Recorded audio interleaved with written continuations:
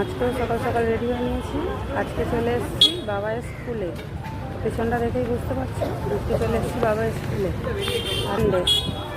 তো ও রেজাল্ট নিতে হবে, তো সেই জন্য স্কুলে এলাম সকাল সকাল রেডি হয়ে।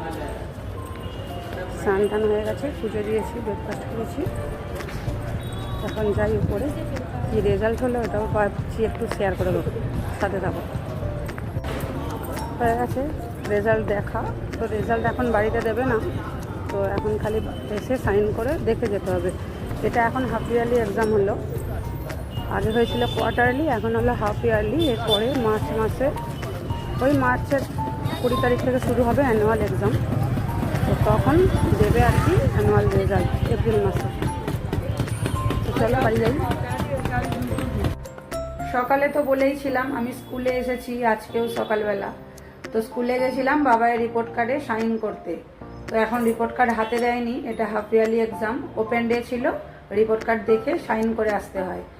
তো রিপোর্ট কার্ড দেখে এসেছি, ওখানে ভিডিও করে নিয়ে এসেছি, ভিডিও করতে দিয়েছেন মিস। তো চলো তোমরা দেখে নাও রেজাল্টটা কেমন হয়েছে, কমেন্ট করে বলবে।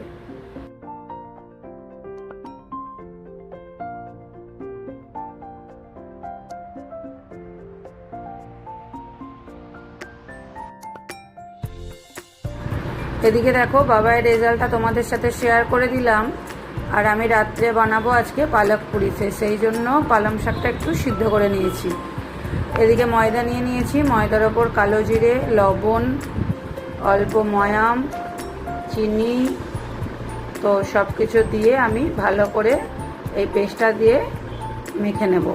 তো এই পেস্টটার মধ্যে আমি দিয়েছি সিদ্ধ করা পালং শাক, এক টুকরো আদা, কাঁচা লঙ্কা, একটু ধনেপাতা, একটু জিরে। তো এবার এটা আমি ময়দাটাকে মেখে নিয়েছি, ওই বাটাটা দিয়ে আমার পুরোটা মাখা হয়ে গেছে। আমি আর এক্সট্রা জল ব্যবহার করিনি। তো তোমাদের যদি জল দিতে লাগে তো তোমরা দিতে পারো। তো চলো 1 ঘন্টা রেস্টে রেখে দিয়েছিলাম, এবার গরম গরম পুরি ভেজে রেডি করে নিই।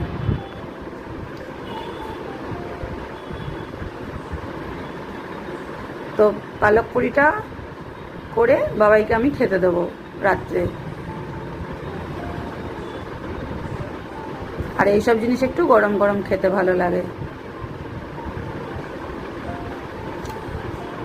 আর পুরিগুলো ফুলছেও খুব সুন্দর। তো এই যে এদিকে আমি বাবাইকে খেতে দিয়েছি কড়াইশুঁটি দিয়ে আলুর দম, পালক পুরি আর মিষ্টি। তাহলে চলো আমিও খাওয়া দাওয়া করে নিই। ব্লগটা তাহলে আজকে এই পর্যন্তই রাখছি, দেখা হবে খুব তাড়াতাড়ি নতুন কোনো ব্লগের সাথে। ততক্ষণে সবাই ভালো থেকো, সুস্থ থেকো, নিজের খেয়াল রেখো আর পরিবারের খেয়াল রেখো। আর আমার ব্লগটা যদি ভালো লেগে থাকে অবশ্যই একটা লাইক করে দিও। সবাই ভালো থেকো।